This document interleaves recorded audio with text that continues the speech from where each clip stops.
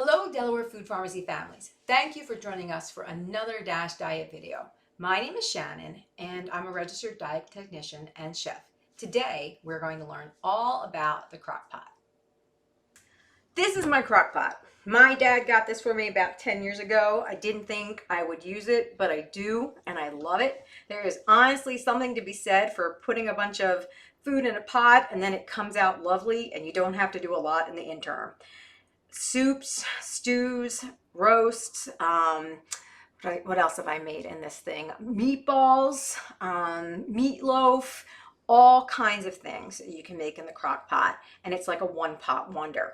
This is like a 6 to 8 quart pot, crock pot, and there are bigger ones and smaller ones. My sister has a tiny one that she puts like dips and things in to keep warm for parties. So there's all different ranges, and I'm not sure exactly what kind you got, but a lot of them have some of the same features. So I just wanted to go over a bit with mine being the demo. Okay, this one is from Hamilton Beach. I think the big name in crock pots is Rival. But no matter what size you have, they all have like settings and different features. So for mine, it has these little clips here that do come off, and it's good because it holds it down in place, and also the rubber seal keeps everything nice and closed. With most recipes for the crock pot, they don't want you to open it. They want you to just let it sit, okay? This one here, I can take this off, and it's also a ceramic basin, which is great because you can take it out and wash it. It's heavy. And the heat center is right here on the bottom, okay? So sometimes things might, I've done with a meatloaf for sure, where it gets a little bit browner or crispier. You can absolutely go in and move things a little bit off of the direct heat and keep it more evenly distributed. Also with these, you don't need to add much liquid. It's gonna hold the liquid and it's not gonna reduce. So no matter what you're cooking, it will, because of the cooking process, release fluids. So if you wanted to make a sauce out of it, you'd have to probably take it out and put like flour or something. But like I said, if you want to just make a soup in this bad boy, you are good to go. All of your crock pots will have settings. Some of them are more technical than others.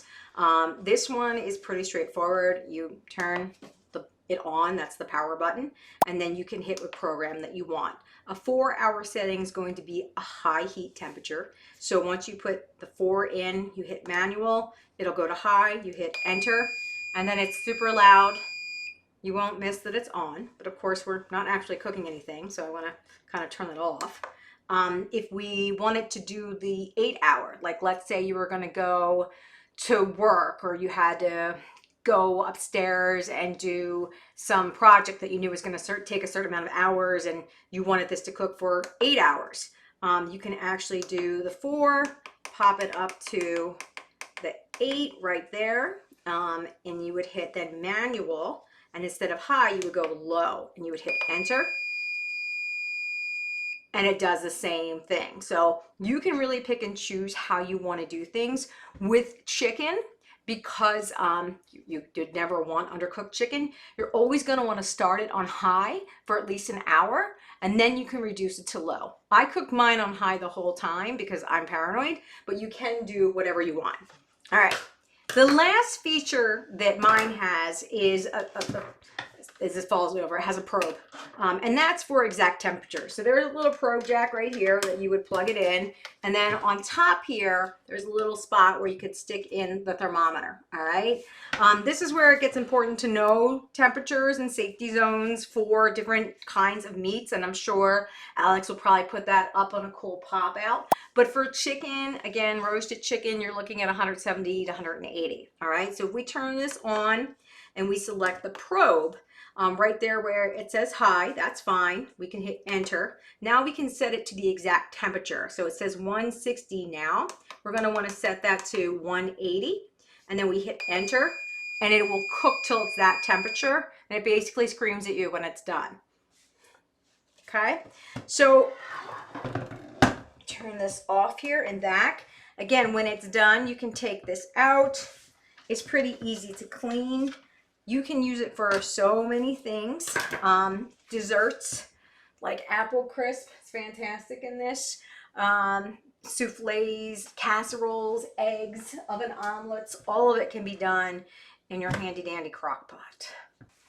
So when you're buying your crock pot or when you have yours, just kind of get to know it. I think like any appliance, there are different pros and cons with all of them. The low setting on a crock pot is typically about 200 degrees and the high setting is about 300 degrees.